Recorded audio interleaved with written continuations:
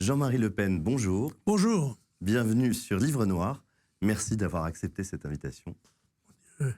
Puis merci. Avec plaisir. Alors la tradition de cette émission, Jean-Marie Le Pen, c'est toujours de commencer par une citation. Et parce que vous avez écrit, parce que vous avez été un acteur de la vie politique, j'ai choisi une de vos citations. C'est la fin du premier tome de vos mémoires, Fils de la Nation. Ce sont les dernières phrases, très exactement. La politique, après tout, ce n'était peut-être pas absolument mon truc. J'étais plutôt une voix qui crie dans le désert jusqu'à ce qu'il se remplisse. Est-ce que vous pouvez nous expliquer cette citation, Jean-Marie Le Pen? Est-ce que vous étiez fait pour la vie politique? Oh, écoutez, elle était...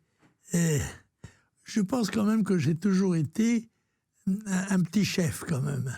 Dès mon enfance, mon adolescence, j'étais toujours le chef du petit groupe dont je faisais partie. Donc il y a une espèce de, comment dirais-je, de formation naturelle, de tendance naturelle au commandement, à la responsabilité, à l'entraînement. Donc c'est pas étonnant que je me sois trouvé dans la situation de faire de la politique, parce que, je vous le dis en deux mots, j'arrivais d'Indochine, assez amer de la défaite et plein des réflexions sur ses causes. Et nous avions émis le projet avec deux autres camarades de nous présenter à Paris de présenter une candidature symbolique de protestation.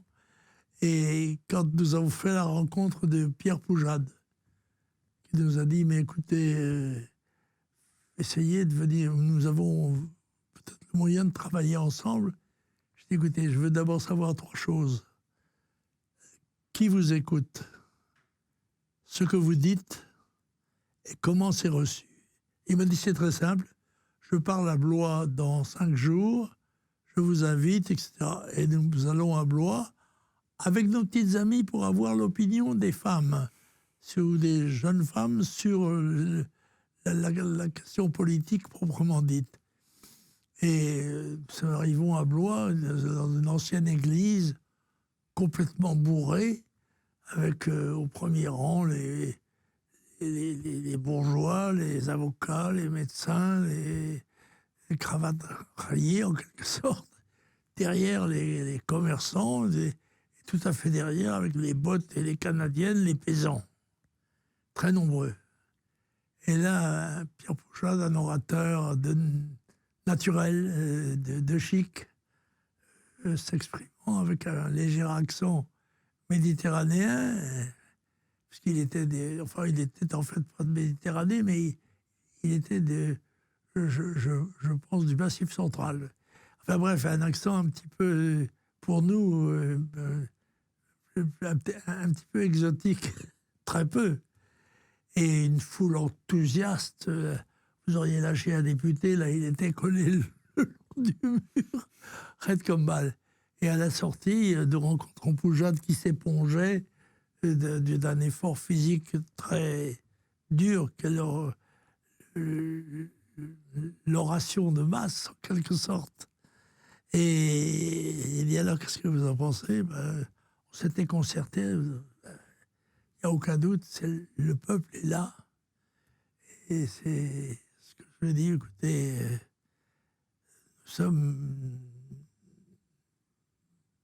avons entendu ce que vous avez dit, la manière dont ça a été reçu.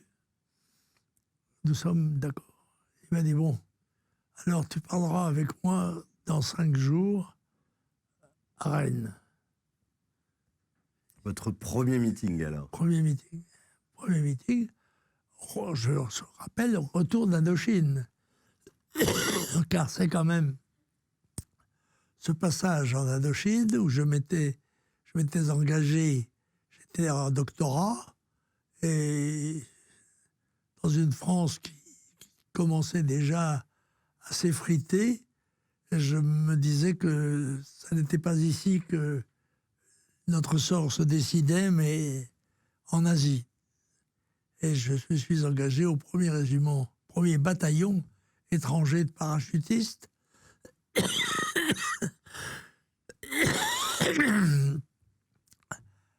joignant en quelque sorte les deux images symboliques du parachutiste et du légionnaire. C'était le nec plus ultra, si j'ose dire. Synthèse particulièrement symbolique. Et puis, c'est au retour, en arrivant de nouveau en France, à la suite de l'évacuation du Tonkin et de l'Annam, du Nord-Vietnam, ce qu'on appelle aujourd'hui le Nord-Vietnam. On a voulu transformer ça sur le plan politique, et puis les rencontres ont fait que Jade m'a confié la tête de liste des premiers secteurs de Paris, 5, 6, 7, 13, 14, 15, et j'ai été élu le 2 janvier 56, je crois le plus jeune député de ce mandat.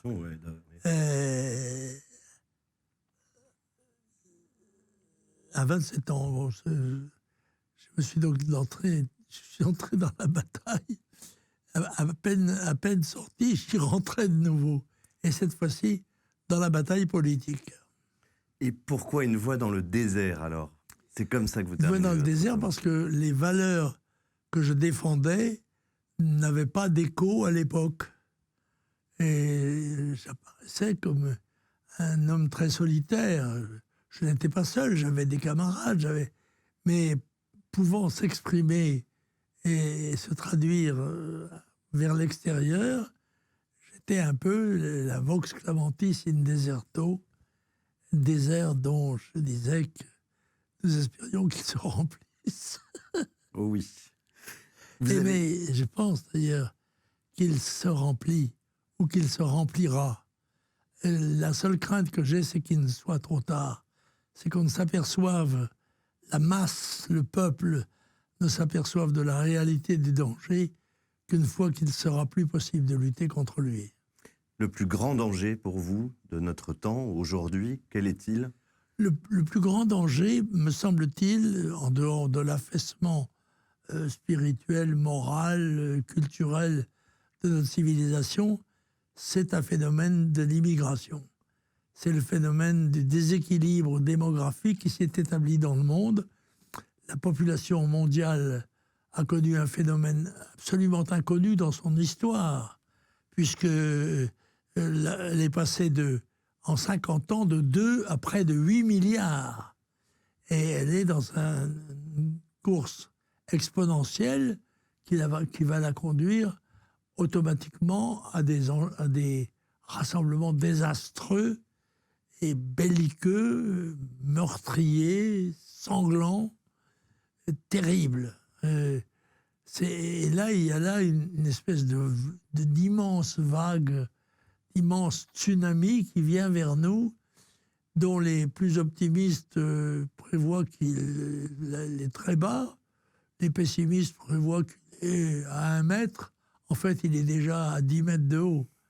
Donc, par conséquent, nous devons nous préparer à ce choc, en particulier en modifiant toutes nos législations d'ouverture, que ce soit l'asile, le droit du sol, le droit de regroupement familial, la binationalité, qui nous permettent de nous mettre en position de résistance contre ce risque d'invasion qui est le risque que nous allons courir et que nous devons affronter avec courage, lucidité et plein d'espérance, pourvu que le ciel nous entende. Est-ce que vous pensez, on parle beaucoup en ce moment de Valérie Pécresse, qui serait la seule à pouvoir battre Emmanuel Macron au second tour. Est-ce qu'elle est à la hauteur de ces défis? Non, mais pas du tout ça. Ce sont des résultats d'imagination quotidienne de ceux qui doivent remplir leur page tous les matins, que ce soit à l'écran ou dans les journaux. Valérie Pécresse a fait le quart des voix de son camp, qui lui-même est un camp considérablement amoindri, amorti. Il faut attendre maintenant quelques semaines pour avoir des sondages qui seront peut-être plus révélateurs, plus crédibles. Mais celui d'une victoire ou même d'une hypothèse conduisant Mme Pécresse à la tête de la résistance, je n'y crois pas du tout. D'autant qu'elle a été, dans le passé, très très proche des idées de Macron, sinon de sa politique proprement dite. Et donc le salut n'est certainement pas dans cette voie-là. Est-ce que vous pensez que cette campagne va être plus violente que celle que vous avez connue dans le passé? Oui, je pense que moins que les personnalités, ce sont les événements qui vont être déterminants. Et ça, beaucoup d'entre eux sont, à l'heure où je parle, imprévisibles et peuvent avoir une dimension considérable, colossale. Et ce sont eux qui vont être déterminants. Et je ne dis pas que le discours politique, les personnalités n'y jouent leur rôle. Mais c'est quand même, quoi qu'ils en pensent, un rôle secondaire. Est-ce que cela vous rend triste ou amer de voir, comme certains le disent, le camp national se diviser entre, pour certains, Marine Le Pen et pour d'autres, Éric Zemmour? Est-ce que vous pensez que c'est au contraire une saine émulation à ce stade de la campagne ou que ça peut être nuisible à terme? Moi, je crois que jusqu'à maintenant, ça a plutôt été une saine émulation.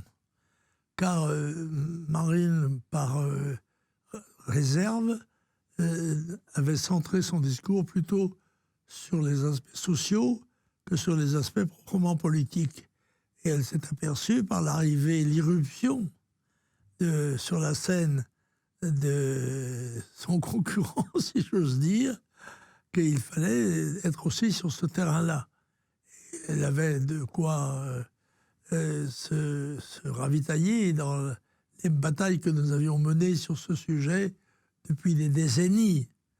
J'ai toujours pensé que le combat était un combat démographique et que malheureusement, ce que j'appelle le continent boréal, c'est-à-dire l'Europe de l'Ouest plus la Russie, eh bien, serait la cible naturelle de cette aspiration contre la misère, parce que l'augmentation de la population mondiale se traduit bien sûr par un partage de plus en plus difficile des richesses, puisqu'elles n'augmentent pas dans la même proportion que la population.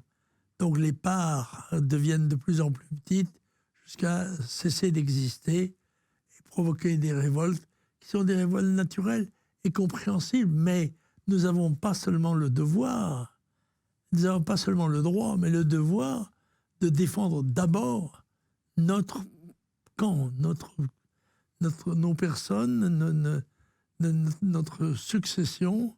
Nous devons défendre notre terrain. Et là, la bataille risque d'être sévère, et donc il faut s'y préparer, se mobiliser, ce qui n'est pas toujours perçu clairement par l'opinion, qui arrivera forcément sous la pression des réalités, mais qui actuellement semble assez détaché de ces problèmes-là. C'est pour ça que j'ai employé le précepte évangélique Vox clamantis in deserto. Vous pensez que la parole est plus libre aujourd'hui que quand vous l'avez prise nationalement dans les années 80, à partir des années 80 et 90? Oui, je pense en tous les cas qu'elle n'est pas interdite pénalement, ni judiciairement. Mais peut-être l'est-elle, mais pas plus que de ce temps-là, sociologiquement, si vous voulez. Est-ce que les gens sont disposés à entendre la vérité? Ce n'est pas sûr du tout, car toute vérité est bonne à dire, mais elle n'est pas toujours agréable à entendre. Et il y a un moment donné où même la vérité que vous proclamez est incompréhensible aux grandes masses. Ils ne sont pas arrivés encore au niveau d'évolution qui leur permet d'imaginer le futur. Et c'est le rôle et le sacrifice de ceux qui annoncent, de l'homme de vigie qui, étant plus haut, voit plus loin et dit ce qu'il voit. Et ce qu'il voit n'est pas forcément ce que souhaitent les gens qui vont exécuter les ordres. Et c'est le travail de conviction, justement, d'une formation politique ou d'un homme politique que d'essayer de convaincre ses contemporains, ses camarades, ses amis, sa famille d'abord, puis ensuite le peuple lui-même, pour peu qu'il ait des moyens d'information à la dimension du problème. Parce que si vous faites comme à Londres, en montant sur un banc tout seul, un discours, je ne sais pas si c'est pas à Trafalgar Square, je crois qu'il y a un espace où les gens comme Tout le ça monde peut effectivement prendre la parole et s'exprimer. librement, d'accord. Mais il est évident que l'usage des moyens modernes de la télévision, surtout de la télévision, de la radio, encore de la presse écrite, encore que celle-ci ne cesse de diminuer, ainsi que diminue d'ailleurs le rôle dans la propagande politique des affiches. On ne voit pratiquement plus d'affiches réellement politiques. Quelques-unes maintenant avec la tête de Zemmour. Mais non plus de tracts. On ne distribue plus de tracts. La télévision emporte tout ça comme un immense torrent. Jusque-là, vous avez justement pris un rôle de vigie, vous avez régulièrement donné un avis sur le déroulement de la campagne, sur tel ou tel candidat. Est-ce que le moment venu, vous soutiendrez tel ou tel? Et qu'est-ce qui pourrait vous empêcher de soutenir votre fille? Est-ce que ça pourrait arriver? Non, je crois que, si vous voulez, il faut laisser le jeu démocratique se dérouler normalement. Et il conduit automatiquement au premier tour à la désignation d'un candidat unique de l'opposition. C'est les campagnes qui vont se dérouler dans les quelques mois qui viennent qui vont permettre le choix du meilleur candidat, de celui qui sera capable de porter ses idées contre le tenant du titre qui, je pense, sera M. Macron, sans que j'en sois absolument sûr. Ce pourra être peut-être quelqu'un d'autre. Et après tout, on ne sait pas de quoi l'avenir sera fait. Et on doit se préparer en tous les cas à défendre nos idées, nos principes, qui sont connus, qui sont anciens, qui donnent quelquefois même l'impression qu'on radote parce qu'on répète la même chose, qui sont des vérités vieilles comme le monde et qui, comme telles, bien sûr, n'ont pas le charme de la nouveauté, parce que vous savez, tout nouveau, tout beau. C'est ce qui d'ailleurs permet à Mme Pécresse d'apparaître, ne serait-ce qu'un instant, comme un leader capable, national, capable d'orienter la politique du pays. Mais cela étant, les vérités sont ce qu'elles sont. Elles sont incontournables. Emmanuel Macron, vous avez appelé un jour, après l'agression de votre épouse, s'il était réélu et que vous aviez quelque chose à lui dire, que lui diriez-vous? Non, il n'est pas intervenu directement. Mais il a fait en sorte que il soit signifié que il avait porté à cette affaire un intérêt personnel, ce qui était assez agréable. C'est vrai que le président de la République veuille bien s'intéresser à un avatar de notre vie personnelle, en l'occurrence de l'agression dont ma femme avait été l'objet sur le marché, je crois, pas de Saint-Cloud, mais enfin de ce coin, en tout cas, ou de Rueil, je ne sais pas exactement. Moi, je ne vais pas au marché. Conséquent, je ne sais pas exactement où ça se situe. Mais ce que j'aurais à dire au président de la République, c'est qu'il n'est pas dans le tempo de l'histoire. Il est trop loin en arrière des événements, car c'est son rôle de gouverneur que de prévoir. Gouverner, c'est prévoir. C'est-à-dire, c'est être susceptible de présenter des solutions qui apparaissent comme intolérables quelquefois aux gens qui ne perçoivent pas le danger. C'est exactement comme quelqu'un Alors, quand il risque de tomber à l'eau, on dit, écoutez, mettez votre brassière. Oh, mais ça ne sert à rien, cette brassière, ça me gêne, ça me dérange. Oui, mais il faut le faire. Et ce rôle-là n'est pas très facile. Ce rôle de, comment dirais-je, de moralisateur de la politique d'avenir. Car c'est bien cela, la principale qualité de l'homme public, selon moi. C'est la lucidité. C'est la capacité de voir à l'avance ce qui risque de se produire pour s'en prémunir autant que faire se peut, pour mobiliser les esprits, les corps, les âmes, pour la défense de la vie, dans quelle que soit son expression. On va revenir un peu à votre parcours, à votre caractère, j'allais dire. Vous êtes un bagarreur, des bagarres politiques, des bagarres qui ont pu être un peu plus que politiques parfois. Quels sont vos plus beaux souvenirs, justement, de combats, qu'ils soient politiques ou autres?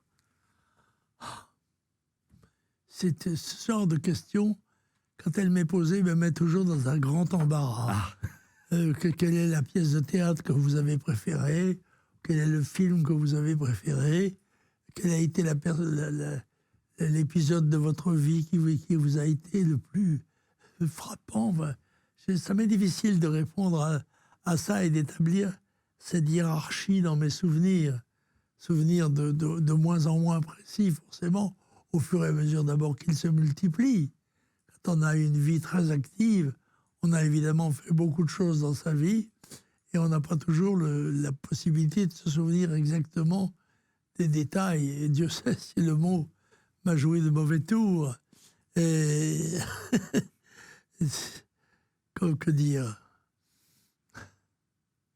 Un débat peut-être, ou une altercation, une fois où vous avez dit les choses que vous deviez dire, quitte à en pâtir, un homme politique avec qui vous avez ferraillé? Non, souvenir anecdotique, c'est d'avoir fait quelque chose que personne n'avait fait. J'ai chanté à la tribune de l'Assemblée nationale. J'ai chanté. À quelle occasion?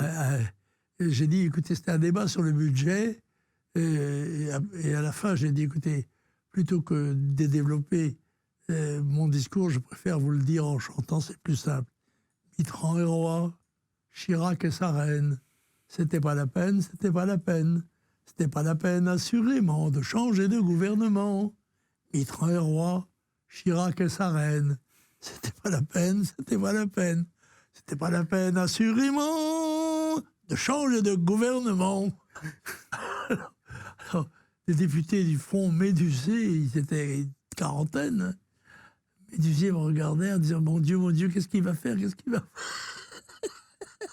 Car dès que vous sortez des règles traditionnelles ou des chemins prévus, vous êtes craint. On craint toujours ce qu'on appelle le débordement, la bavure. Il a franchi la ligne rouge. Oui, j'ai franchi quelquefois la ligne rouge et je ne me porte pas plus mal. Mais à un moment donné, il faut quelquefois avoir l'audace, le courage de la franchir. Je sais plus, c'est Danton, je crois, qui disait, pendant la Révolution, pour vaincre, il faut de l'audace, encore de l'audace, toujours de l'audace. Et la France sera sauvée. Voilà. Il y a un épisode que vous avez peu évoqué, mais qui est dans vos mémoires. Vous avez été le témoin d'un duel. Ah oui. Entre le marquis de Cuevas et Serge Liffard. J'étais à 100 lieues d'imaginer qu'un jour, j'ai pu jouer un rôle dans ce genre d'épisode. Mais j'étais un ami du marquis de Cuevas et ce duel qui était au départ un petit peu rocambolesque, une histoire montée, avait un peu tourné au drame, en ce sens que la gifle avait été trop appuyée et que la fâcherie, qui était en principe déguisée, s'est révélée réelle et que les gens ont voulu aller sur le terrain. D'ailleurs, quand on m'a demandé d'être témoin, j'ai posé comme condition, j'ai dit, écoutez, est-ce que c'est une chose sérieuse ou bien est-ce que c'est un gag médiatique? On m'a dit, non, non, c'est sérieux. Et je dois dire que c'est assez impressionnant ça se passe de très bonne heure le matin. C'est le sacrifice du matin. Et que les épées sont des engins extrêmement impressionnants. Et en l'occurrence, bien sûr, ils opposaient deux personnes qui n'avaient pas la même capacité. L'un était déjà le marquis, un monsieur d'un certain âge, et notre danseur national était, lui, capable de monter à 1 mètre par un jeu de jarret, n'est-ce pas? Et alors, ils se sont approchés, et dans l'ardeur, Liffard, en fait, s'est embroché lui-même, parce qu'il a quand même eu le bras traversé par l'épée de Cuevas, lequel s'est jeté dans mes bras en disant « Il est tué, mon fils, il est tué, mon fils !» Mais non, si vous ne l'avez pas tué, c'est pas grave.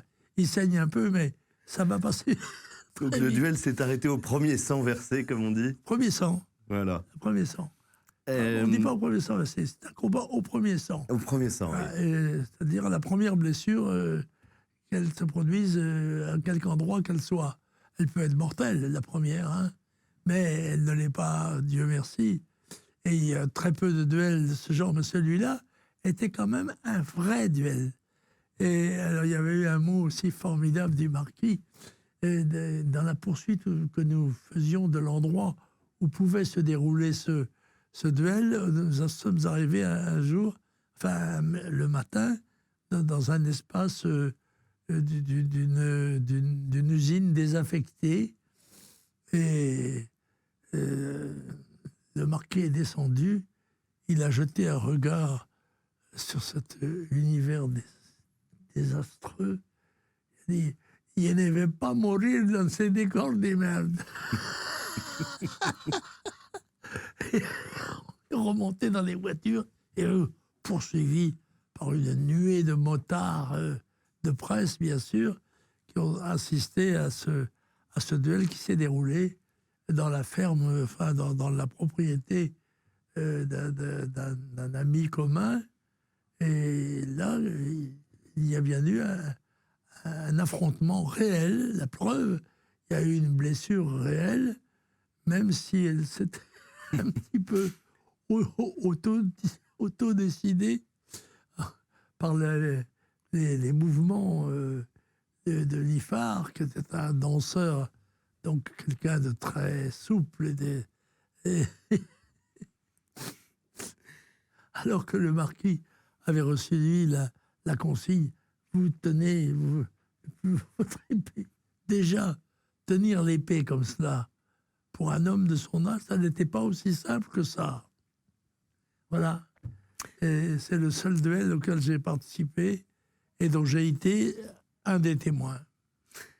Vous parliez des femmes tout à l'heure, des femmes en politique. Vous les ameniez avec vous donc, dans ce premier rassemblement avec Pierre Poujade. Vous avez une vie entourée de femmes. Vous avez eu 3 filles. Elles sont donc nombreuses autour de vous. Dans cette présidentielle, elles sont très nombreuses aussi parmi les candidates. Quelle est votre vision de la femme ? Écoutez, j'ai été élevé par une veuve de guerre, hein, d'abord, premièrement. Ensuite, j'ai eu 3 filles et j'ai toujours considéré que la femme était un élément essentiel, était comment dirais-je, l'égal de l'homme, non pas l'égal sur le plan juridique, n'avait pas beaucoup d'importance, c'était le complément.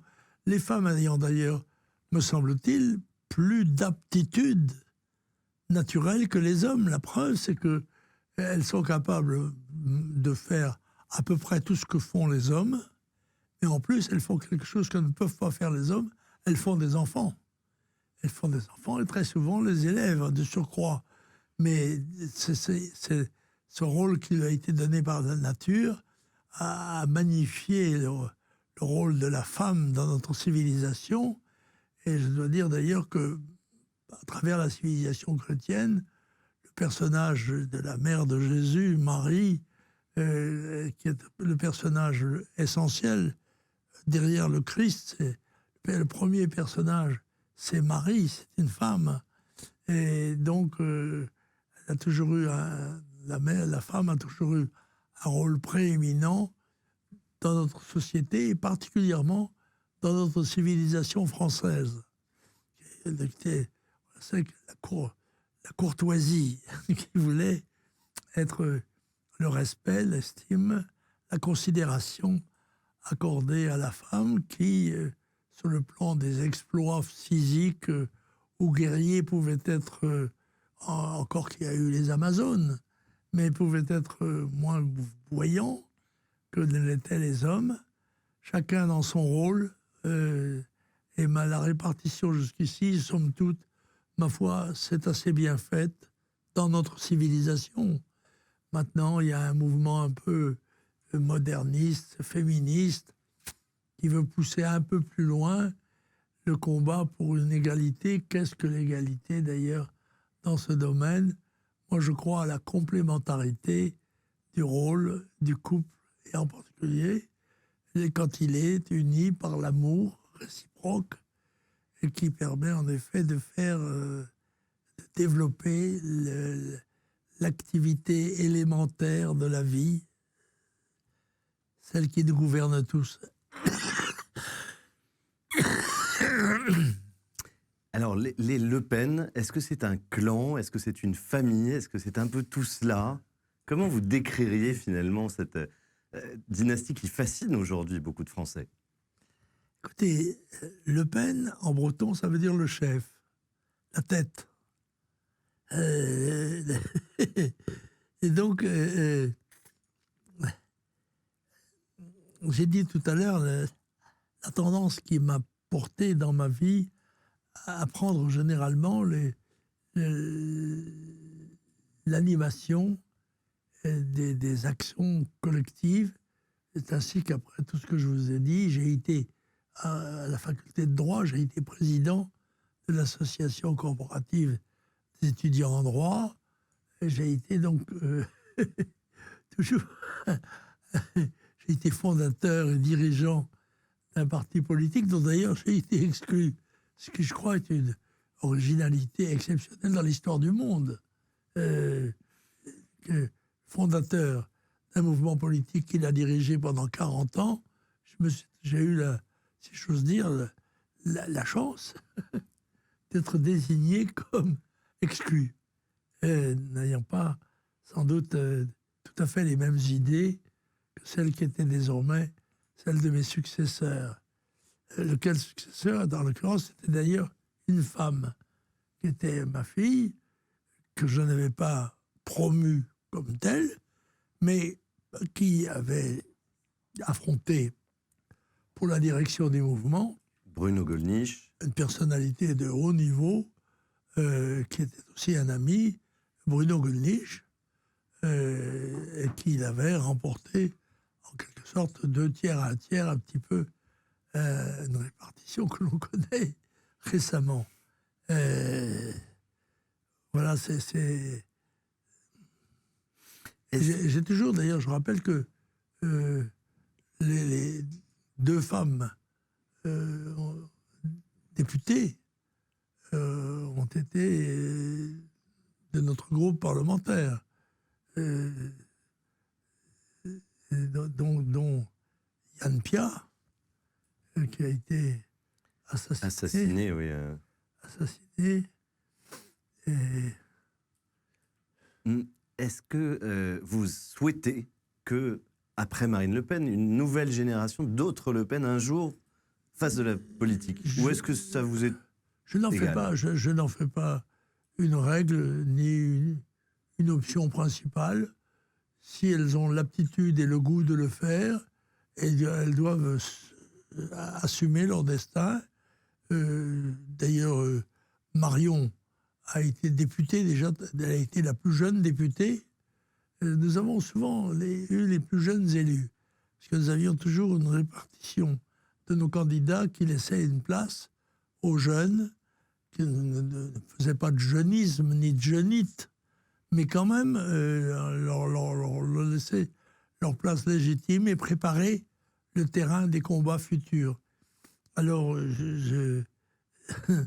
c'est dans ces conditions que nous avons, à chaque fois que nous l'avons pu, désigné, mais à proportion de leur importance, désigner des femmes.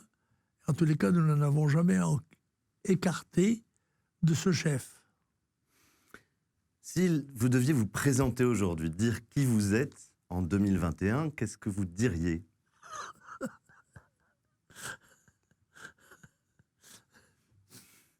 Si j'étais un jeune étudiant, je dirais, ça doit être un vieux schnock. Mais je m'efforce de rester au contact de la vie dans toute son expression, mais de la vie politique et civique. Je m'intéresse, évidemment, je suis à la réalité de notre situation, à celle de notre continent, à celle du monde entier. J'essaye de mettre mon expérience au service des idées que j'ai défendues. Et pour le reste, le bon Dieu y pourvoira. Je ne me fais pas trop d'illusions sur les effets que peuvent avoir mes pensées ou mes discours. Mais quand je les ressens, je les exprime. Qu'est-ce que vous aimeriez qu'on dise de vous ? La plus belle, peut-être le plus beau, le plus intéressant compliment qu'on vous ait fait. Je prendrais un élément de la chanson de la Légion. Il a servi honnête et fidèle. C'est dans le chant du premier acte. Il a servi honnête et fidèle au premier étranger de cavalerie. Voilà. Et oui, c'est ça. Fidèle et honnête et fidèle. Je crois avoir été cela dans ma vie, sans prétention particulière, mais ça me semble être deux des qualités qui sont nécessaires pour avoir la confiance des gens au nom desquels on parle et que l'on est censé diriger. Lourde responsabilité, quelquefois, encore que nous n'avons pas eu, celle du pouvoir, ayant été pratiquement toute ma vie dans l'opposition et remplissant cette fonction dans son intégralité, ce qui m'a valu quelquefois quelques soucis personnels. C'est un regret de ne pas avoir eu le pouvoir. Certains ont parfois dit, mais Jean-Marie Le Pen ne voulait pas le pouvoir. C'est absurde. Voyons, la fonction naturelle d'un homme public, c'est d'exercer au pouvoir les idées qu'il défend quand il est dans la situation extérieure. Mais bien sûr, c'est parce que l'on croit, quand l'on croit à ces idées, on a envie de les mettre en œuvre au service de la collectivité à laquelle on appartient et que l'on veut défendre. C'est absurde de dire ça. Non, je me suis résigné à ne pas l'être, à ne pas arriver au pouvoir. Mais pour autant, j'estime avoir rempli mon rôle, qui était celui d'un opposant dynamique et honnête. Et je crois que le débat démocratique a besoin que les opposants s'expriment et montrent certaines facettes de la réalité que quelquefois les gens qui sont au pouvoir ou bien n'ont pas la lucidité de les voir ou ont le désir de les cacher parce qu'elles leur seraient nuisibles. Est-ce qu'en 2002, il vous est passé par la tête, lorsque vous accédez donc au second tour de la présidentielle, de dire « mais les dés sont pipés, il n'y a pas de débat d'entre-deux tours, je refuse, je me retire ». Non, pas du tout. Ça se passait d'ailleurs à notre quartier général. Et évidemment, l'annonce que j'étais au deuxième tour avait provoqué une joie intense parmi tous les militants et militantes. Et tous les gens criaient, chantaient. Et je dois dire, ça a frappé les gens. assez éloigné de cet enthousiasme, car en effet, je me disais, mais mon Dieu, on ne sait jamais, dans le fond, je n'ai que quelques points qui me séparent de Chirac.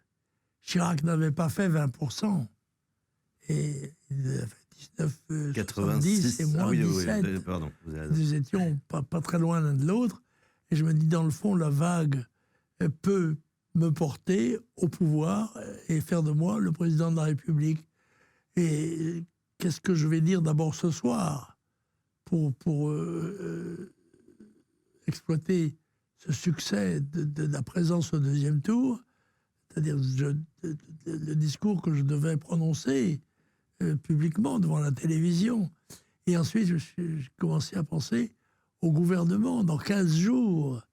Qui serait Premier ministre? Quel ministre important? À qui aviez-vous pensé? J'avais pensé à Goulnisch, honnêtement, comme Premier ministre. C'était un de ceux qui en avait nettement le gabarit. Il n'était pas seul, il y en avait d'autres. Mais tout de même, Goulnisch était probablement le plus performant. Vous aviez préparé 2 discours, comme on le dit souvent, un de victoire, un de défaite? Non, pas du tout. Pas du tout, non. J'ai vu l'autre jour que le candidat républicain a prononcé qui est arrivé en tête. Éric Ciotti, vous voulez dire? Ciotti, oui, c'est ça. Il a prononcé un discours qui était évidemment le discours qu'il avait préparé pour sa victoire.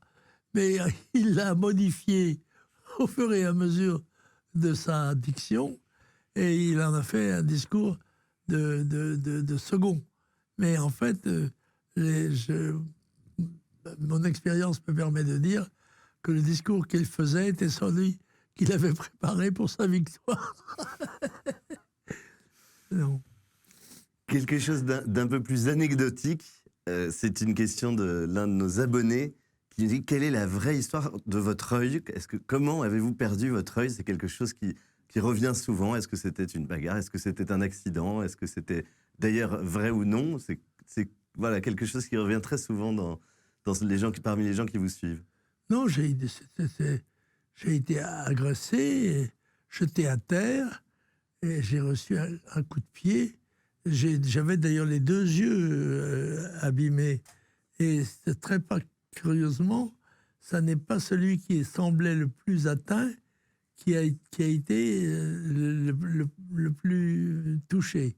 Et j'ai perdu donc un œil, mais c'est probablement celui qui est resté, était celui qui avait été apparemment le plus touché, au moins sur les extérieurs. C'est une grave blessure qui m'a valu de nombreuses opérations oculaires, de nombreux passages sur le billard pour essayer de sauver ce qui était sauvable. Et j'ai déjà sauvé un œil, c'est déjà pas mal. Et je l'ai conduit jusqu'ici, c'est-à-dire pendant 93 ans.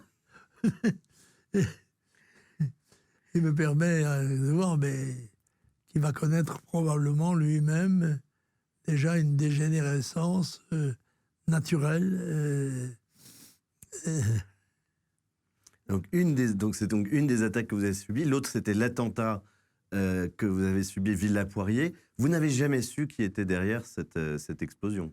Non. Jamais. Non. Personne ne vous a dit plus tard: ah, je suis au courant, et je sais quelque chose que... Il y a eu de nombreuses hypothèses qui ont été émises, certains même sous forme apparente d'aveu. Mais je ne m'y suis pas particulièrement intéressé à dire vrai. Quelle qu'ait été la volonté des gens de m'éliminer, que ces volontés aient été politiques ou qu'elles aient été privées ou personnelles, je ne sais pas. La seule chose, c'est que nous en sommes sortis, ma famille et moi-même, et mes voisins aussi, avec un minimum de casse. Je rappelle que le seul blessé a été un bébé projeté du 5e étage dans la cour par l'explosion et qu'il y a eu seulement un bras cassé. Parce qu'il était attaché au matelas, c'est ça? Il était sanglé sur son matelas, car c'était un petit garçon turbulent.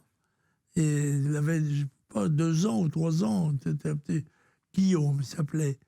Et il a été projeté avec son matelas, et son matelas lui a servi en quelque sorte d'amortisseur, de parachute. Est-ce que vous avez tout dit dans vos mémoires, donc 2 tomes? J'imagine que non. Non, bien sûr. Mais est-ce qu'il y a des choses que vous direz peut-être un peu plus tard, ou est-ce que vous avez dit ce que vous deviez dire? Je ne sais pas, j'ai dit ce que je pensais sur la plupart des sujets intéressants. Sans doute n'ai-je pas tout dit, sans doute parce que il y a certains devoirs de réserve à l'égard des sentiments ou des personnes qui ont plus ou moins partagé vos expériences. Mais grosso modo, non, j'ai dit ce que je pensais, somme toute, l'essentiel. Sur un certain nombre de points, sans doute pourrais-je ajouter quelques éléments intéressants qui me reviennent d'ailleurs à l'esprit comme cela, quand sur ma jeunesse, par exemple, sur les expériences que j'ai vécues. J'ai eu de la chance, somme toute. Et comme dit Brasillac, le passé fut si beau, en somme, qu'il ne faut blâmer le destin. Alors j'ai encore 2 petites questions. La première qui peut taquiner un petit peu. Quel serait le péché capital de Jean-Marie Le Pen? Si vous deviez choisir entre les 7 ou d'autres d'ailleurs, qu'est-ce qui peut-être est votre faiblesse si vous regardez votre vie?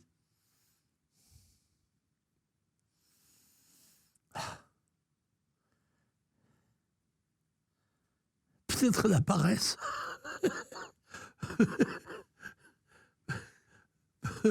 Peut-être la répugnance de faire des choses trop fatigantes trop longtemps. Mais pour le reste, j'estime avoir eu une capacité de résistance, d'encaissement. C'est que dans la boxe, par exemple, ça n'est pas la seule qualité. Et il faut être capable de frapper l'adversaire, si possible, jusqu'à sa mise hors de combat. Mais on disait d'un boxeur, il faut savoir qu'il encaisse aussi, parce que dans un combat, vous prenez des coups. Et que certains sont fragiles et n'encaissent mal et sont très vite mis hors de combat. Moi, je suis resté sur le ring.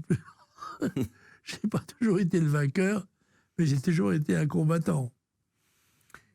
Et je vous demanderai une petite faveur juste après, mais si vous aviez un message, on est proche de Noël, c'est une année, beaucoup d'angoisse, je pense, pour les Français, entre la crise sanitaire, les risques d'inflation, etc. Si vous aviez un message d'espoir à adresser à ceux qui nous écoutent, qu'est-ce que vous leur diriez?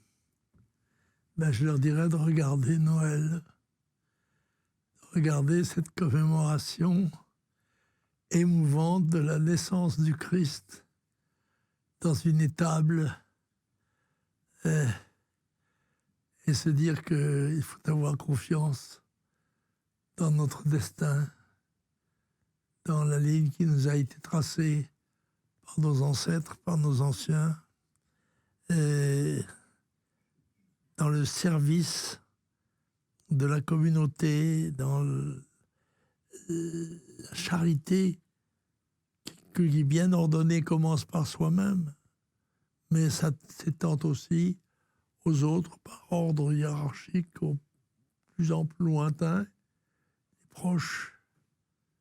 J'avais dit un jour, j'aime mieux mes filles que mes nièces que mes cousines que mes voisines, des voisines que des inconnus et des inconnus que des ennemis.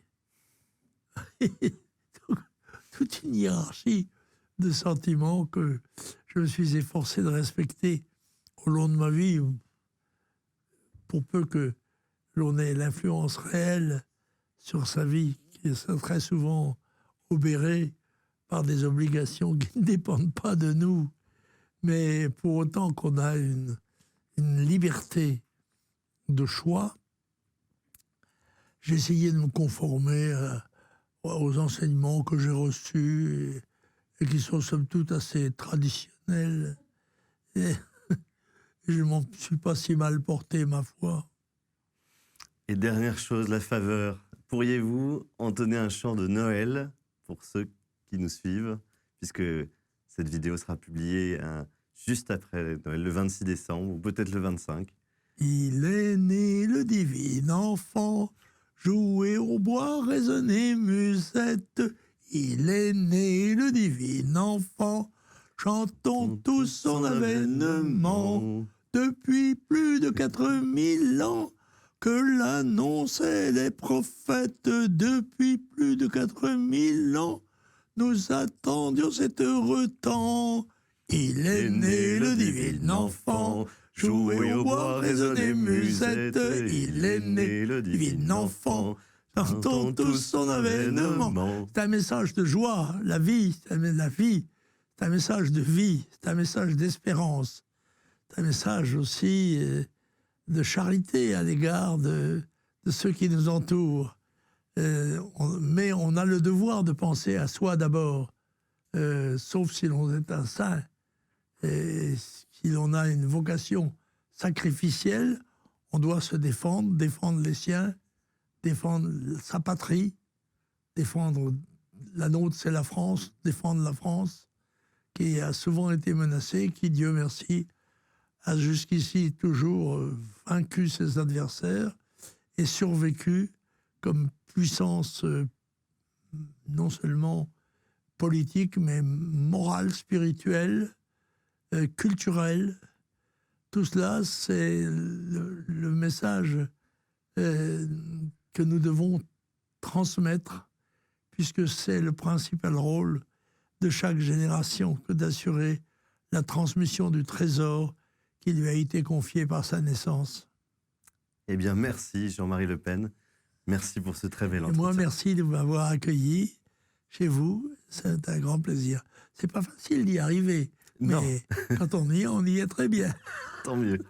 Nous en sommes très heureux.